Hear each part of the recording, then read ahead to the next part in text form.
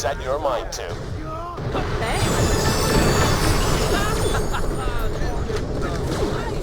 This seems really quick to have DLC already for Yeah. Borderlands, the pre-sequel. This feels like this was. I mean, obviously DLC is always prepped. You know, they always know what they're going to do. But this was locked and loaded, ready to go.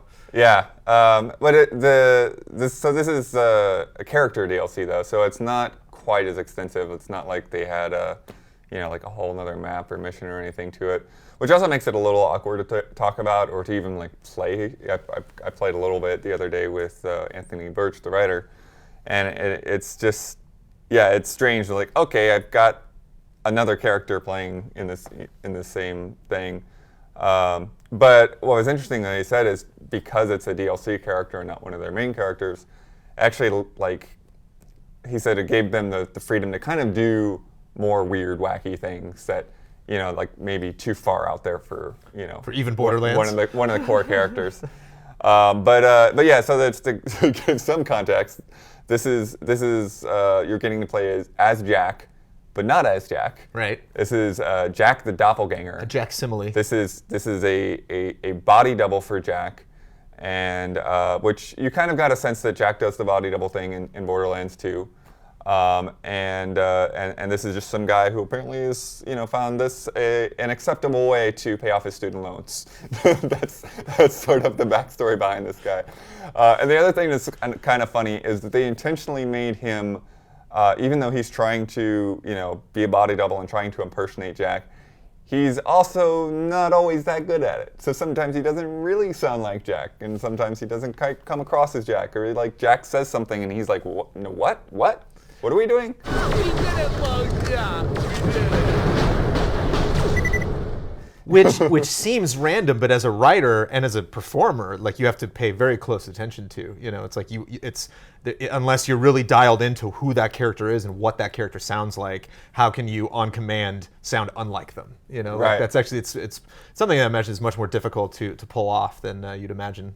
Yeah, and then so going through his I first of all I got to play through like just a couple of beginning missions with Anthony playing as Jack, and then I've played a little bit myself, but a lot of it's just been kind of like going through the skill trees and stuff, and then I'll get to see like what some of the footage looks like on some of the higher end stuff later, which we'll try to dump in here. But his skill trees, like, there's just some like crazy bizarre stuff. Well, first of all, his main action skill is he's a clone himself or a body double himself, but then he creates these digi-clones.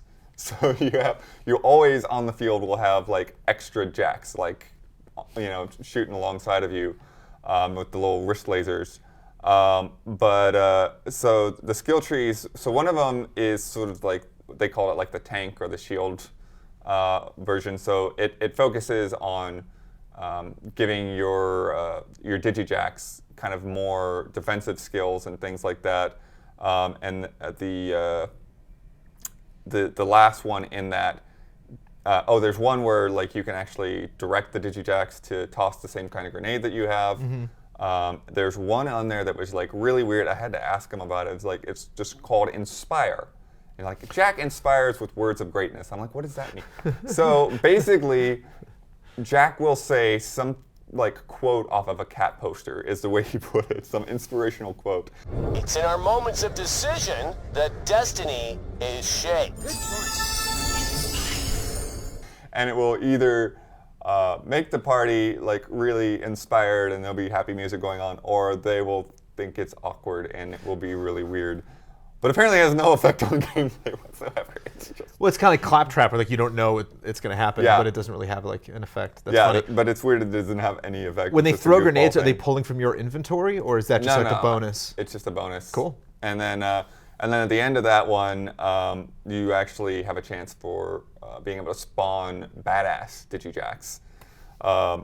And one of the things that's interesting about them is that like when they go down, it just respawns another one. So as long as your action skill is active, like you're gonna have cool. multiple Digijacks on there fighting alongside of you. It just creates utter chaos, especially on the PC version when you already have like all of this stuff flying around all over the place. Is there any healing you can do that would be confusing? Because if you're playing as this like Jack Doppelganger and I want to heal you, But yeah, if there's 3 of you, like can that get confusing with other there's not, players? Like, yeah, you don't really heal other people other than to like revive them. So there's nothing confusing like that.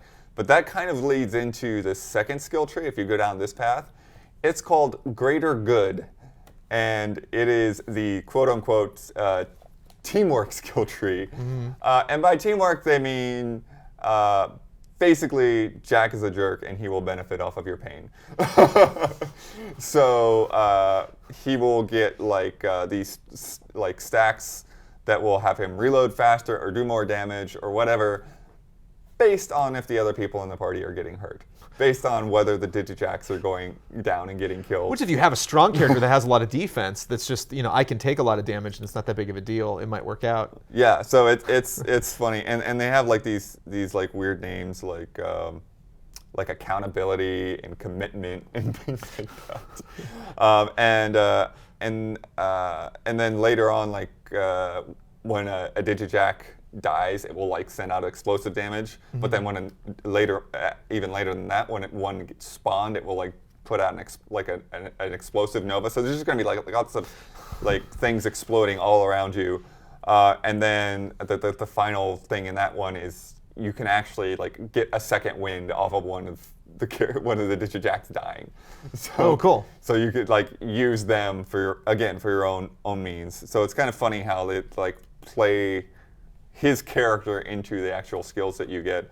And then the third one that you can go on is called Free Enterprise, and it's more capitalism focused, and it's more focused on like getting a lot more buffs out of the gun manufacturers and things like that. So so if you have the Maliwan weapons, which are known for elemental damage, then they will even be like amped even more up. So it just like makes all of those special manufacturer traits really exposed and really obvious. And then there's another one in there that I think is really interesting and kind of crazy and cool.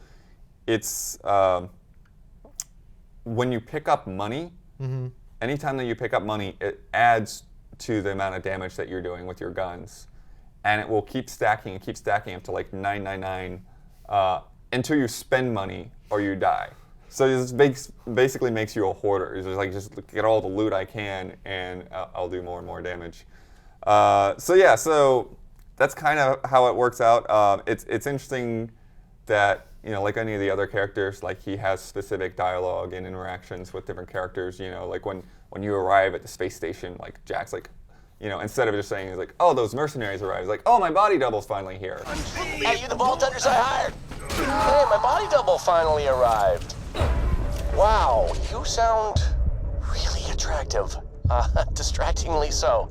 So you get those little bits of hints of things. Is it worth it to replay the whole game again with a new character, though? I mean, that's the thing. I think it's going to be, it's part of a season pass, and I've never done the season pass thing, so I don't know like how annoying it would be to like, oh, you ate up one of my season passes with this, I feel like it would be hard for me to, because it's on its own, it's a $10 purchase. And like, that seems like a bit much. For a character, yeah. Yeah. For a character, for a game that I've already just finished playing, so maybe it's something that would make more sense to grab when you're doing. But he just slots right in as another character. You can, if you buy, if you haven't played the pre-sequel and you buy it today, you can spend pay $10 for the game exactly. instead of But you get this extra character and you can play the whole game with just him from beginning to end. Yeah, you could totally just right from the start go with him. So yeah, I guess if you waited a little bit, it's kind of a fun investment to get that extra stuff. And it seems more. Again, it seems more like an idea that they really wanted to flesh out, as opposed to something that was like missing from the game, or like tactics that really help shake up the dynamic of how the game is played. It's just kind of like fun. This is like a fun character. Obviously, someone that's very integral, not to just this game, but the entire Borderlands story. So, is there anything kind of eye-opening playing as him?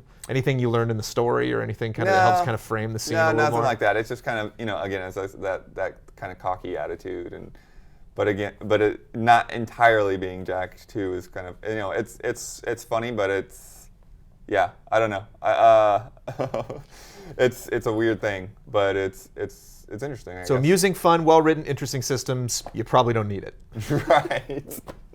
Oh, good, a health machine. I had one put in here after a worker had an accident and lost his torso. Better heal up before your trip down to the moon.